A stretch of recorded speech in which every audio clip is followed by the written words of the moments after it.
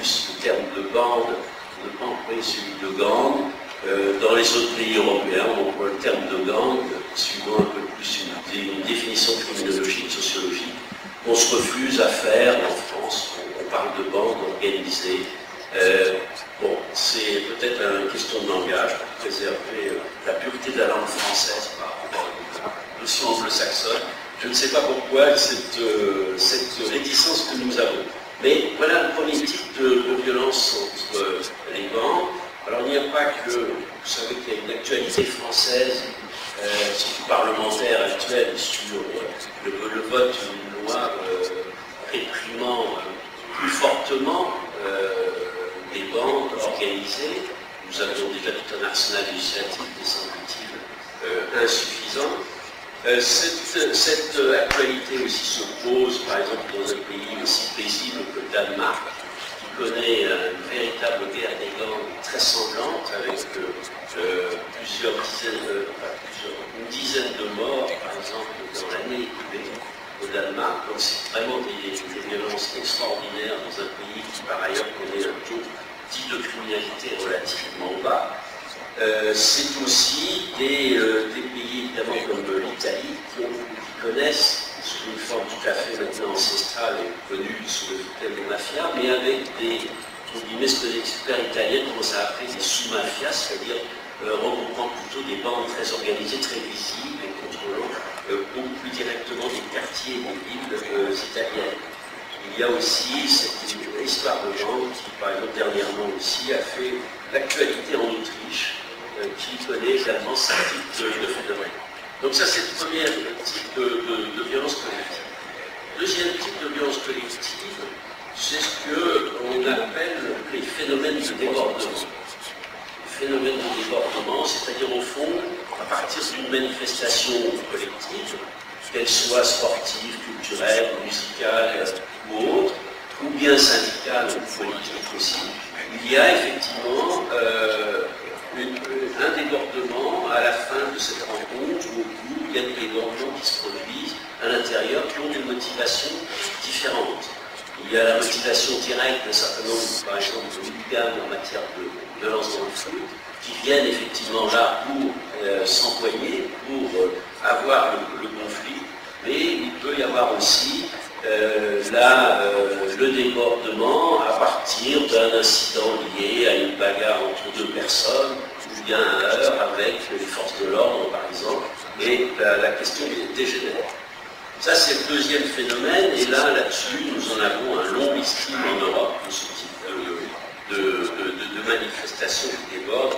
Je passerai en revue la Grande-Bretagne. Enfin, on a connu à peu près tous les G8, par exemple, toutes les organisations des sommets d'État en Europe qui se connaissent ce type-là de manifestations, à tel point qu'on pourrait se dire, au fond, que les chefs d'État pourraient peut-être se réunir sur une plateforme pétrolière, ça serait moins coûteux et ça ferait peut-être moins de dégâts dans les villes européennes et ça mobiliserait certainement moins de policiers.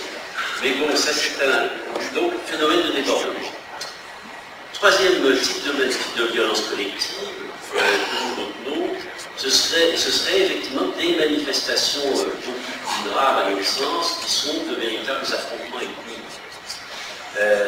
Là, c'est un affrontement, par exemple, qui s'est encore passé la semaine dernière à Belfast, qui a été un affrontement contre les Roms, qui occupaient et exploitaient un certain nombre d'immeubles du vieux Belfast, et qui ont été attaqués par une bande de jeunes Irlandais, avec jets de pierre et autres, d'ailleurs, avec départ en masse des Roms, protégés par la police, retour vers la Roumanie. Les affrontements interethniques, la Grande-Bretagne, on a connu bien évidemment beaucoup entre les communautés noires pakistanaises, pas forcément communautés blanches et communautés noires, mais aussi entre communautés. Nous en connaissons, l'Allemagne connaît également ces affrontements aussi entre jeunes Turcs et jeunes Allemands. Il y a eu plusieurs phénomènes, un certain nombre de villes allemandes aussi dans les mois écoulés de ce type-là. En ce qui concerne la France, est-ce que la France connaît ce type d'affrontement ethnique? Non, à notre sens, d'après les chercheurs, nous n'avons pas vraiment encore ce type d'affrontement, même si les bandes dans les quartiers ont parfois des caractères ethniques, elles revêtent plus la nature des habitants, au fond, la prédominance qui est dans un quartier qu'une recherche à tout prix d'une organisation communautaire. Et puis, quatrième type de conflit, et dernier, ce sont les conflits, les violences qui sont dirigées contre les autorités publiques, directement. Donc, il y a là des manifestations qui sont très larges dans le panel, qui sont aussi bien de la motivation politique du radicalisme d'extrême gauche, on l'a vu sur un certain nombre de ces, par exemple sur les manifestations altermondialistes, sur effectivement les derniers G8 de Strasbourg, et puis ça va aussi, et c'est un peu plus une spécificité par exemple des Pays-Bas, de la France en l'occurrence, qui sont véritablement des conflits qui prennent prétexte effectivement des interventions de l'autorité publique, à droite ou à la droite, peu importe, mais qui s'en emparent et qui véritablement tournent à une sorte de ce qu'on a appelé, même pour certains de façon très abusive, une guérilla urbaine, c'est-à-dire véritablement marquant aussi une coupure entre les autorités publiques et les jeunes qui sont auteurs de ce type de violence.